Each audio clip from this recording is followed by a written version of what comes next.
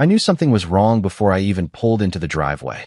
You ever get that feeling where your stomach tightens for no reason, like your body notices trouble before your brain catches up? Yeah, that was me halfway down Briarwood Lane, staring at flashing blue pool lights bouncing off the side of my garage, like some Vegas hotel had landed in the middle of our quiet little neighborhood.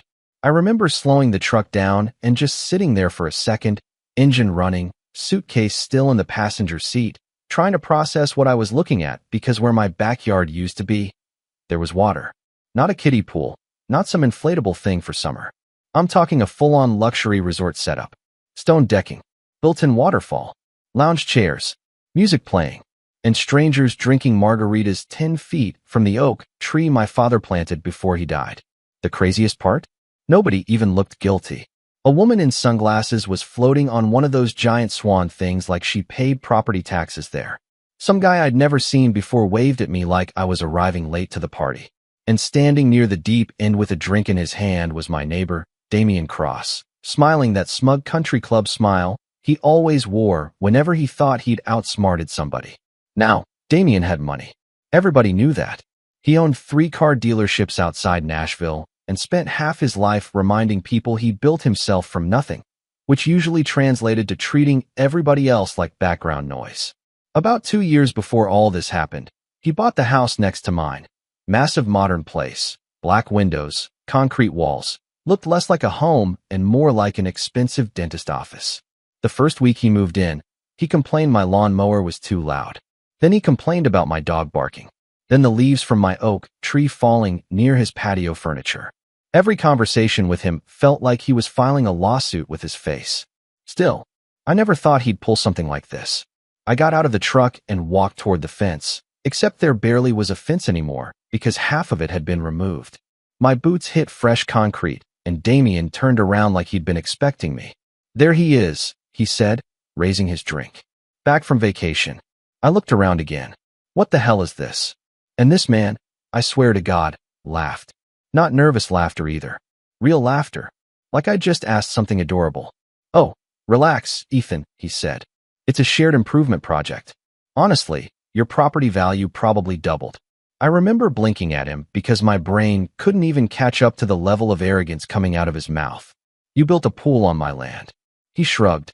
Technically, the survey lines were unclear. "No," I said, pointing at the stone edge cutting through my yard. They were crystal clear. That's when his smile changed a little. Less friendly.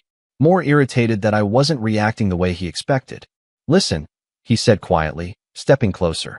"You never even used this part of the yard." That hit me harder than it should have because he was pointing directly at the corner where my dad used to sit every morning drinking coffee after my mom passed. Same corner where we buried my old golden retriever, Scout. To Damian, it was just in used grass. To me, it was memory. I told him he had exactly 24 hours to fix it before I got the city involved. He smirked. "Go ahead." Turns out, he already knew how that call was going to go. The next morning, I spent 3 hours bouncing between zoning offices, permit departments, and one exhausted city employee named Linda, who looked like she hadn't slept since 2009. Apparently, Damian's contractor submitted expansion plans while I was out of town, and somewhere between rushed approvals and lazy oversight, nobody properly verified the property boundary before concrete got poured. "You'll probably have to settle this privately," Linda told me over the phone in the saddest voice imaginable.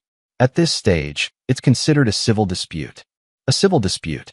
That phrase kept bouncing around in my head while I stood at my kitchen window watching strangers cannonball into a pool sitting on top of my property. And Damian? He acted like he'd already won. Every evening became a performance next door. Music, pool lights, laughter echoing through the neighborhood, expensive steaks on the grill. You could practically smell his ego cooking from across the fence line. A couple neighbors even started complimenting him about upgrading the block, which honestly made me feel crazier than the pool itself. Then one morning, while staring at the mess with a cup of coffee in my hand, I noticed something strange behind the retaining wall near the back edge of the pool, a narrow strip of untouched land the contractors never covered. About 4 feet wide, still technically mine. And right there, I noticed the runoff. That's when the idea hit me. Not all at once. More like a slow little spark in the back of my mind. Because Damian understood appearances. But he didn't understand nature. At first, I honestly wasn't trying to start a war. People always assume revenge comes from rage, but most of the time it comes from exhaustion. I was tired. Tired of arguing with offices that didn't care, tired of listening to Damien's pool parties every night, tired of watching a man bulldoze through boundaries because he thought money automatically turned wrong into temporary inconvenience. So instead of fighting louder, I got quieter. That little strip of land behind the pool became my evening project. Every night after work, I'd head out there with an old shovel, a wheelbarrow, and a flashlight clipped to my belt. No contractors, no permits, no giant machinery announcing itself to the neighborhood. Just dirt, patience, and time. At first, the neighbors probably thought I was gardening or fixing drainage. Damien definitely didn't care enough to ask. He was too busy hosting what sounded like auditions for a reality TV show every weekend. But I was paying attention. The runoff from his infinity pool naturally collected near the back corner of my property. The soil stayed damp even during dry days, and once I started digging deeper, I realized there was a shallow underground spring feeding through the clay underneath. Tiny trickles at first, but steady, clean, constant. My grandfather used to build small fishing ponds back in Kentucky when I was a kid, and somewhere buried deep in my memory, all those lessons started crawling back up. Water always finds somewhere to belong. So I gave it a place. Within 2 weeks, the little trench became a pond. Then the pond became something bigger. I lined parts of it with river stones I found cheap online, planted cattails and native grasses around the edges, added a small solar fountain for circulation, and built a shaded nesting area using reclaimed cedar boards from my old shed. Nothing flashy. Honestly, it looked more peaceful than expensive. Real instead of polished. Then came the sign. Wildlife Restoration Zone. I hammered it into the ground one Saturday morning while Damien was hosting another one of his casual brunch parties, which in Damien language meant 12 overdressed adults pretending to enjoy cucumber water beside an over-chlorinated pool. One of the women actually stopped sipping her mimosa long enough to stare at my sign like I'd opened a landfill next door. I just smiled and kept planting lilies. 3 days later, the ducks arrived. Not a huge dramatic flock either. Just 2 mallards gliding into the pond around sunrise while I drank coffee on the porch. I remember laughing out loud because it felt ridiculous at first. They paddled around like they'd signed a lease agreement overnight. One of them climbed onto a rock near the edge and just sat there blinking at me like, yeah, this'll work. By the end of the week, there were 6. And that's when Damien finally noticed. He walked over one afternoon wearing loafers that probably cost more than my truck payment, and stared at the pond with this expression like somebody had spray-painted graffiti on his living room wall. What exactly is this supposed to be, he asked. I leaned on the shovel. Habitat restoration. You built a swamp. It's a pond. It smells. I looked around dramatically. That's weird. Smells like outside to me. His jaw tightened instantly. Damien wasn't used to people talking back to him unless they were quitting. You're doing this on purpose, he said. No, I answered calmly. I'm using my property. That line hit him harder than I expected. For a second, he didn't even speak. He just stood there staring at me because we both knew exactly what I meant. Then the ducks started multiplying. Apparently, once ducks decide a place feels safe, they tell their friends. Within another couple weeks, I had geese stopping by, turtles sunning themselves on rocks, dragonflies skimming the water at sunset. Kids from farther down the street started riding bikes over just to look at the pond. One little girl named Ava called it the fairy lake, which honestly made my entire month. Meanwhile, Damien's luxury pool slowly transformed into the world's most expensive duck waiting room. Feathers drifted into the water constantly. Ducks waddled across his stone deck like they paid HOA fees there. Every morning around sunrise, they'd start quacking loud enough to echo across the neighborhood. And the funniest part? They absolutely loved sitting near the infinity edge because the water flow attracted bugs. Damien lost his mind. At first, he tried staying polite for appearances. Hey, buddy, he said one morning with fake calmness. Any chance you could relocate some of the wildlife? I nearly choked on my coffee. Relocate wildlife. Yeah, this is becoming disruptive. You mean nature? I mean pests. Now, here's the thing about people like Damien. They love nature when it's printed on wallpaper or framed in expensive vacation photos. But actual nature? Mud, feathers, noise, unpredictability. That ruins the aesthetic. And his aesthetic was collapsing fast. His guests started showing up less often. One afternoon, I overheard a woman by the fence whisper, "Are those mosquitoes?" Like she'd discovered medieval plague conditions. Another guy slipped on duck droppings near the shallow end and almost launched himself into a decorative fire pit. I had to walk back inside because I was laughing too hard. Damien escalated after that. First came ultrasonic animal repellents. Little black devices stuck around the pool, emitting high-frequency noise. Didn't work. The ducks ignored them completely. Then came motion sprinklers, which mostly ended up spraying his own guests. One poor guy in white linen got blasted in the chest carrying a charcuterie board and looked seconds away from crying. After that, Damien hired a wildlife control specialist. I'll never forget that conversation. The guy pulled up in an old pickup truck, stepped out chewing sunflower seeds, looked at my pond, looked at Damien's pool, then sighed the sigh of a man who already knew he wasn't getting paid enough. "You got water?" he told Damien. "Yes, obviously. And he's got better water." Damien blinked. "What does that mean?" "It means ducks ain't stupid." I almost applauded. Things got really ugly after that because Damien stopped pretending to be civil. One night, I caught him shining bright floodlights directly toward the pond. Another time he complained to the HOA that my unregulated ecosystem was lowering neighborhood luxury appeal, which was hilarious considering he literally built half a resort illegally across my property line. But the moment I realized he was actually panicking happened during his 4th of July party. That night he'd hired a bartender, a DJ, even synchronized lights inside the pool. The whole backyard looked like a commercial for rich people with unresolved childhood issues. Around 30 guests showed up. Expensive dresses, cigars, loud laughing, the usual. Then right in the middle of his big fireworks finale, a mother duck marched across the pool deck with 7 ducklings behind her. I swear to you the entire party went silent. The DJ actually lowered the music. One tiny duckling slipped into the shallow tanning ledge and started paddling in circles while everybody just stared. Damien looked like his soul temporarily left his body, and standing there watching him melt down under his own luxury patio lights. I finally understood something. This stopped being about the land weeks ago. For Damien, the pool was never just a pool. It was a trophy. Proof he could take space, reshape it, control it, improve it. Guys like him think ownership means domination. But nature doesn't care about dominance. And sooner or later, neither does the truth. About a month after the ducklings crashed Damien's 4th of July party, the city finally came back out. Not because of me. That's the part people always love. I didn't sue him. I didn't threaten anybody. I didn't go viral online or start some neighborhood Facebook war. Damien did what arrogant people always do eventually. He overplayed his hand.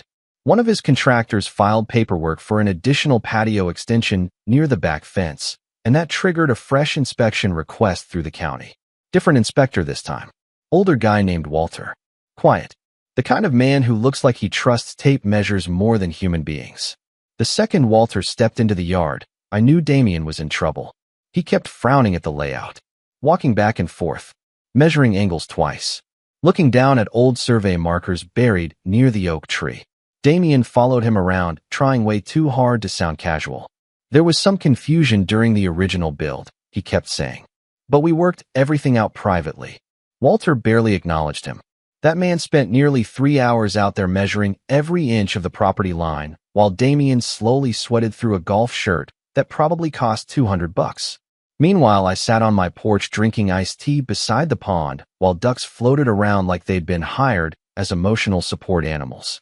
At one point, Walter walked over to me and asked, "You the original owner?" 10 years now. He nodded toward the pool. "You ever sign an easement agreement?" "Nope." That was the moment Damien's face changed. You could actually see the panic finally break through the confidence. Up until then, I honestly think he believed money alone could smooth everything over forever. But standing there watching an inspector quietly redraw lines on an official map, reality finally started pressing back. 2 days later, the notice showed up. Partial structural removal required due to unlawful encroachment. Turns out the pool extended almost 11 feet onto my property in certain sections, way more than anyone originally admitted. The retaining wall violated drainage codes too, which explained why runoff kept collecting behind it. The city gave Damien 90 days to remove the encroaching portion and restore proper boundary compliance. He lost his mind. I came home one evening and found him standing near the fence waiting for me like a man preparing for a duel. "You think this is funny?" he snapped before I even got out of the truck. I set my keys in my pocket slowly. "Not really. Expensive, though." His face turned red instantly. "You could have stopped this." I actually laughed at that. Not because I was trying to be cruel, but because the audacity genuinely caught me off guard. "I could have stopped you from building a pool on my property. You knew there were mistakes." "No, Damien," I said quietly. "You knew there were mistakes. You just thought nobody would push back hard enough to matter." For a second, he looked like he wanted to say something honest. Maybe apologize. Maybe admit he crossed a line. But ego's a weird thing. Some people would rather drown defending their pride than climb onto solid ground. So instead, he looked past me toward the pond. This whole duck thing was childish. I turned and looked at the water too. By then the pond had fully settled into itself. Tall grasses swayed in the evening breeze. Frogs chirped after sunset. The oak tree reflected across the surface like something out of an old painting. Honestly, the backyard felt alive again. "Maybe," I said, "but at least I built mine on my own land." That one landed. He stared at me another second, then walked away without another word. The demolition started 3 weeks later. And man, if you've never watched rich people concrete get jackhammered at 7 in the morning, let me tell you something. It's incredibly therapeutic. Huge sections of the infinity edge came out first, then part of the stone deck. Then the waterfall feature disappeared entirely because the plumbing crossed the corrected property line. For the first time since Damien moved into the neighborhood, his house looked unfinished. Human. The party stopped after that. No more DJs. No more late-night lights flashing through my windows. No more fake laughter echoing over the fence every weekend.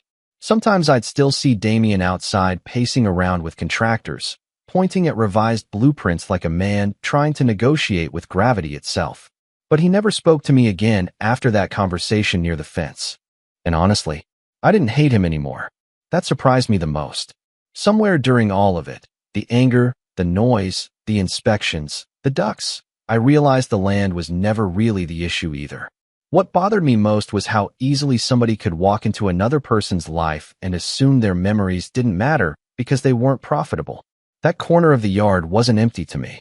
It held my father's mornings, my dog's grave, pieces of my life nobody else could measure on a survey map. And weirdly enough, the pond gave that space back.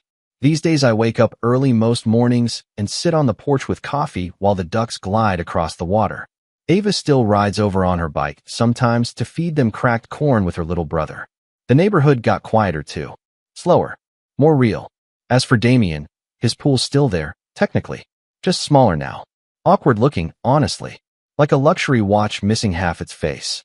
Every once in a while I catch him staring toward the pond with this expression I can't fully read. Maybe resentment. Maybe embarrassment. Maybe he's still trying to understand how he lost a war against ducks. Or maybe, deep down, he finally understands something most people learn too late. You can build fast. You can build expensive. You can even build over other people if nobody stops you. But eventually, truth settles exactly where it belongs. And sometimes, it settles with feathers. If you made it this far, let me ask you something. If somebody crossed a line like this with you, would you have handled it peacefully like Ethan did? Or would you have gone straight to court? And be honest, did Damien deserve what happened to him? Or did the duck pond go too far? Drop your thoughts in the comments, because stories like this always split people right down the middle.